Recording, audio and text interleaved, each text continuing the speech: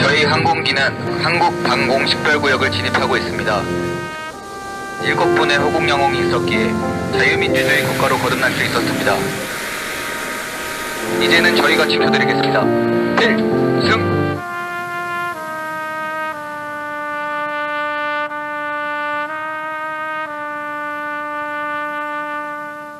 어느 한 분도 우리는 소홀히 대할 수 없습니다.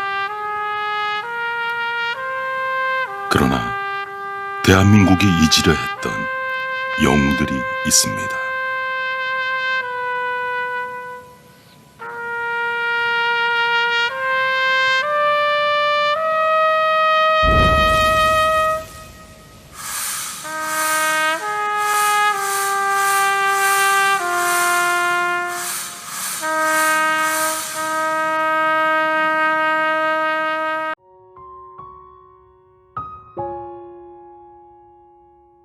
동서문화로의 신용철입니다. 지난번 2차례에 거쳐서 우리 고향 포천, 특히 내천면의 전쟁을 봤습니다.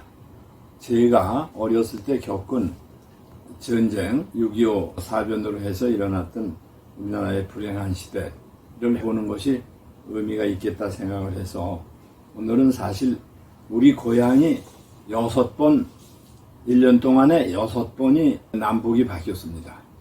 그런데 불행하게도 나는 그 6번 동안에 3개월씩 2차례를 북한 치하에 있었습니다. 그래서 그 시기를 중심으로 해서 제가 보고 느꼈던 그런 문제를 오늘은 좀 다뤄볼까 생각을 합니다. 우선 제 고향 얘기가 아닙니다만은 서울에서 있었던 사흘을 한번 보겠습니다. 저는 그 당시에 용산중학교 1학년 학생이었기 때문에 6월 25일서부터 27일 그 3일 동안 서울에 있었습니다. 6월 25일은 우리가 잘 아는 대로 일요일입니다. 그 일요일이라서 우리 고향을 갔다 오려고 성동역에 가서 버스를 기다리는데 오지 않았습니다. 전쟁이 난 사실도 모르고 우리 고향은 인민군이 그날로 들어오는 것도 모르고 버스를 기다리는 거죠. 그래서 그대로 집으로 돌아갔더니 전쟁이 났다고. 길거리에서 보니까 옷과 철모에다가 풀을 꽂은 군인들을 실은 트럭이 다니고 외출 휴가 나온 군인은 빨리 원대 복귀하라는 가도방송이 나왔습니다.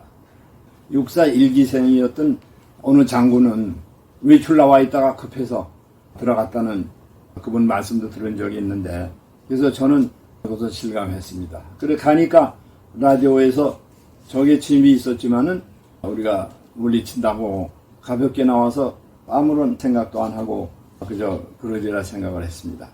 우리 고향에서는 한 5, 60리 북쪽이 38선인데 여기 제가 38선에서 그 38선 표지판을 탁본을 한 겁니다. 포천에 있는. 그래서 25일은 그렇게 지났고 그 다음 26일은 학교에 갔습니다. 26일은 월요일입니다. 월요일에서 학교를 갔습니다. 전차를 타고 가는데 분위기가 상당히 소목소목하고 이상하다는 느낌을 느꼈습니다만 너무 어려서 잘 몰랐습니다. 학교에서는 선생님이 수업을 하질 않아서 점심때까지 교실에서 그냥 있다가 돌아왔습니다. 선생님은 전쟁이나 내일 오란다든지 그런 문제에 대해서 아무 얘기도 없었습니다. 거기 있는 동안에 남쪽 창문을 보니까 여의도 쪽입니다.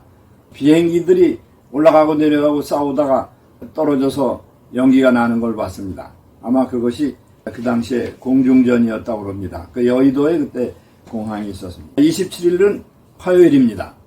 이날도 학교 가려고 그랬더니 집에 할아버지께서 학교가 뭐냐 지금 피난을 가야 된다. 앞길을 보니까 그냥 피난민이 가득해졌습니다.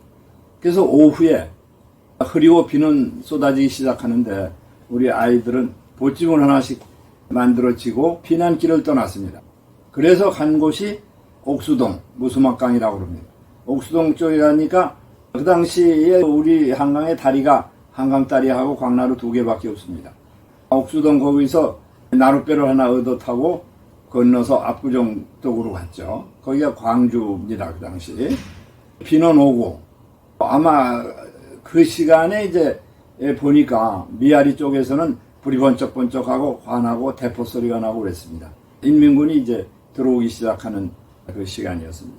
그래서 그날 저녁에 강남의 봉은사에 가서 자고, 거기 삼성역 근처가 전부 논밭인데 거기서 이틀 있다가 서울로 돌아왔습니다. 그것이 제가 겪은 사흘 동안의 서울 생활입니다. 돌아오니까 벌써 서울에도 인민군 깃발이 날리고 세상이 바뀌었다 하는 것을 느낄 수 있었습니다. 바로 고향 포천에 돌아갔습니다. 물론 차가 없기 때문에 서울에서 하루 종일 걸어서 포천에 갔습니다. 그런데 고향에 가 보니까 확실히 세상이 바뀌었다 하는 것을 많이 느꼈습니다. 이제 인공기가 펄럭이는 건 물론이고, 그 당시 특징은 소년이건 부인이건 청년이건 노년이건 하여튼 매일 모여서 사상 교육을 한다든지 하는 거로 그냥 대단히 분주했습니다.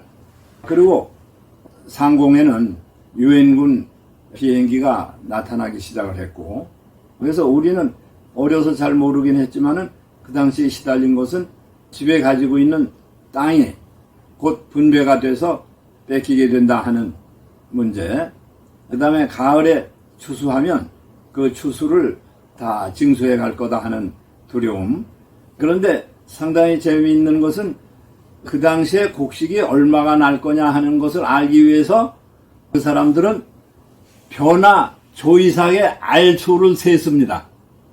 그리고 젊은 사람들은 의용군에 끌려가기도 하고, 저는 나이가 어려서 그런 관계가 없었지만은 저를 담임했던 선생님도 그 좌익사상을 가지고 있었기 때문에 그쪽에서 열심히 북한 노래를 가르치고 그랬던 기억이 납니다.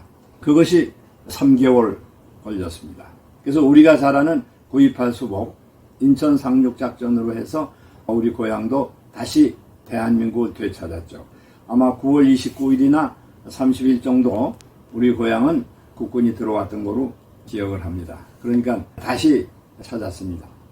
다시 찾은 대한민국도 불과 3개월밖에 안 갔죠. 그때 가을입니다. 그냥 추수하느라고 바쁘고, 그런데 아직 북한으로 탈주하지 못한 인민군들이 산속에 많이 남아 있었습니다. 그래서 우리가 무장공비라고 그랬죠. 그래서 어느 날은 갑자기 밤중에 피난을 가야 된다고 해서 눈이 왔던 날인데, 이불을 가지고 뒷산으로 저 골짜기에 가서 숨어서 보니까 공비들이 내려와서 지소를, 파출소를 공격을 해서 불을 놔서 하는 모습도 보고 밤새도록 떨었던 그런 기억이 납니다. 대단히 그 불안한 가을이었죠. 이제 불길한 소식이 들려오기 시작합니다. 중공군이 전쟁에 가입하기 시작했다. 그러니까 그때 그 불안과 공포라고 하는 것은 말할 수 없었습니다. 들리는 말로는 중공군은 대죽청으로 전부 사람을 찔러 죽인다 하는 얘기도 있었고, 그러니까 피난을 가야 된다 해가지고 집집마다 방공호를 파라고 그래서 마을 단위로 방공호를 파고 집집마다 방공호를 파고 이런 사태가 벌어졌습니다. 그래서 사실상 나중에 마을의 한 반 정도는 다 쌀 같은 걸 묻고 피난을 가고 남아있는 사람도 있고 이렇게 됐죠. 그래서 우리가 석 달을 대한민국 치하에서 버티다가 결국 또 피난을 가게 되는데, 우리는 불행하게도 늦게 준비를 했기 때문에 피난을 가다가 길이 막혀서 다시 돌아오고 말았습니다. 그래서 집에 돌아오기 전에 밤중에 자다가 밖이 시끄러운 소리를 들었는데 그것이 중국어였습니다. 그래서 밤중에 자다가 중국 사람들을 이제 만난 거죠. 그래서 또 두 번째 석 달 동안에 중공군 천하, 그러니까 북한 치하가 이제 시작이 된 거죠. 그래서 이게 1월 4일 날 우리가 서울에서 철수를 했다고 그래서 일사후퇴라고 그럽니다. 그러면 두 번째 북한 치하, 두 번째 북한 치하는 첫 번째에 비해서 겨울이기도 하지만은 우리 민가를 장악하는 것이 약했습니다. 사실 그 행정력이라는 게 거의 약했던 그런 시기입니다. 그리고 이제 중공군은 아주 많이 들어와서 볼 수가 있었습니다. 중공군은 무기를 갖지 않은 사람도 있었고 밤에는 주로 행군을 하고 낮에는 민가에 들어와서 잠을 잤습니다. 왜냐하면 낮에 행군을 하면 유엔군 폭격기가 전투기가 와서 공격을 하기 때문에 대개 밤에 행군을 하고 낮에는 민간 들어와서 잤습니다. 민간에 그냥 무작정 쑤시고 들어와서 우리 자는 데서 같이 자기도 하고 이제 그런 사태가 벌어지는 거죠. 말을 끌고 들어와서 집에다 매놓기도 하고, 그 다음에 우리가 유엔군하고 다른 것은 이 사람들은 쌀을 먹기 때문에 묻고 갔다든지 우리들의 쌀을 이제 징수해 가는 거죠. 쌀을 먹어야 되니까. 그것이 이제 다른 점이었습니다. 그리고 시간이 갈수록 상공에는 유엔군 정찰기와 폭격기들이 나타나서 그 군대 활동을 보면 폭격을 했기 때문에 우리는 사실 그 폭격을 보면서 당하면서 살았죠. 그러니까 상당히 불행한 것은 우리가 북한 치하에서 살면서 우리를 폭격을 해주는 거를 바라는 입장이죠. 그러니까 우리가 맞으면 폭격을 당하면 죽지만은 그러나 우리를 적이 점령하고 있기 때문에 폭격을 바라는 참 그 어처구니 없는 아주 미묘한 상황이었다 그렇게 할 수가 있습니다. 그러나 하여튼 정찰기와 그 폭격기 등이 계속 떠있던 그런 시기였습니다. 그러다가 51년 이제 3월 말쯤 되니까 이제 공백기가 왔습니다. 중공군이 다 후퇴를 한 거죠. 그러고 당시에 터키 군인이 진격해 들어왔습니다. 그런데 그 시간이 아주 짧았고 다시 또 터키 군인이 후퇴해 나가기 때문에 그래서 우리는 불행하게 이제 피난길을 가게 되는 거죠. 그래서 이때의 이런 상황을 보면서 저는 어떤 생각을 했냐 하면 1592년에 임진왜란 때 중국 군대 대부대가 한반도에 왔었는데 그러고 나서 적어도 358년 후 6.25 전쟁 때 또 왔다. 그리고 그거를 중국 사람들은 뭐라고 부르느냐 하면 항미원조 전쟁이다. 미국에 대항해서 조선을 위한 전쟁이다. 특히 터키군을 보면서는 저는 이런 생각을 합니다. 터키의 선조는 돌골입니다. 돌골은 당나라하고 싸우던 민족입니다. 그러면 결국 우리가 그 7세기에 당나라와 고구려가 싸우고 돌골과 싸우고 신라가 싸우는 꼭 그런 형태가 되지 않았나 하는 역사적인 아이러니도 생각을 해봤습니다. 이런 불행한 시대에 이 시대에 우리 아버님은 결국 세상을 떠나시게 됐고 우리의 이제 집안의 불행한 역사가 시작이 됩니다. 그리고 이제 앞서서 2번 피난을 못 갔지만은 우리는 드디어 처음으로 피난의 길을 떠나게 된 거죠. 봄에. 그래서 피난을 간다고 한 게 걸어서 충청북도 진천까지 갔습니다. 완전히 걸어서 가고 걸어서 오는 거죠. 피난길이라는 게 가는 길도 힘들지만은 날이 어두면 잘 자리 찾아야 되고 어디 가서 먹어야 되고 내가 어리지만은 그거가 없으면 죽는다고 그래서 내 등에는 싼 서말이 늘 짊어져 있었습니다. 이렇게 해서 2달 충청북도 진천에 있다가 서울로 돌아왔을 때 너무 힘들어서 병이 나가지고 사실은 그때 제가 거의 죽다가 살아났습니다. 이렇게 해서 우리 고향이 6.25 전쟁으로부터 완전히 수복이 되는 시간이 약 1년이 걸렸습니다.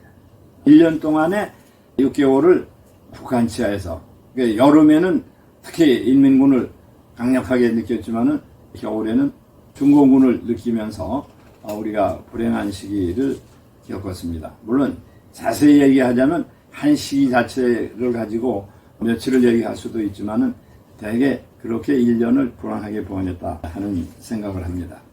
말씀드린 대로 1년 동안 6개월 동안을 북한 치하에서 겪었습니다. 폭탄 속을 지나기도 하고 비행기의 폭격을 체험도 하고 종일 굶은 채 어린 나이에도 지게를 지고 산을 오르내려야 되기도 하고 또 불행하게 아버님도 사별하고 이렇게 어려운 1년 동안을 지냈습니다. 이 시기 요 전에도 말씀을 드렸습니다마는 우리 고향에는 그 당시 6.25 때 와서 싸웠던 그 전쟁 기념탑이 남아 있습니다. 육사생도 참전 기념비라는 것이 지금 생생하게 그 시기를 알려주고 있습니다. 그 다음에 우리 고향에는 요즘에 보니까 안보공원 또는 평화의 쉼터라고 그래서 그 근처에서 3년 동안 처절하게 싸웠던 여러 가지 그 전쟁의 유적이 남아있고 표시되는 것도 보았습니다. 우리가 평화로운 땅이지만은 선대의 선열들이 언제나 그 땅에서 피 흘리며 지켜준 땅이었다 하는 것을 느끼지 않을 수가 없습니다. 그래서 옛날 유명한 시인의 시 중에 달은 가도 항상 그 달인데 사람은 와도 그 사람이 아니네 하는 시가 생각이 납니다. 달은 아무리 쳐다봐도 똑같은 달이지만은 오늘 그 전쟁터 고향에 가보면 그때 그 시기를 경험했던 분들은 거의 사라져가고 있는 사람은 그때 그 사람들이 아니다 하는 생각을 하지 않을 수가 없습니다. 그리고 어떤 시인이 얘기를 했습니다. 우리의 강산은 그 어느 곳이건 선조들의 흘린 피와 무덤이 아닌 곳이 없다. 우리가 평화롭게 또는 행복하게 안락하게 산다 해도 그 고대로부터 수많은 소년들의 흘린 피에 대가오에서 오지 않았나. 그리고 마지막으로 하나 느끼는 것은 전쟁을 북침을 했다. 또는 그 6개월 경험하면서 느낀 것이지만은 그쪽 사회의 낙원이라든지 하는 이러한 문제는 제가 경험한 바로서는 그것이 하나 허구고 거짓말이다 하는 문제를 실감한 생생한 세대이다. 그런 거를 아주 분명하게 말씀드릴 수가 있습니다. 감사합니다.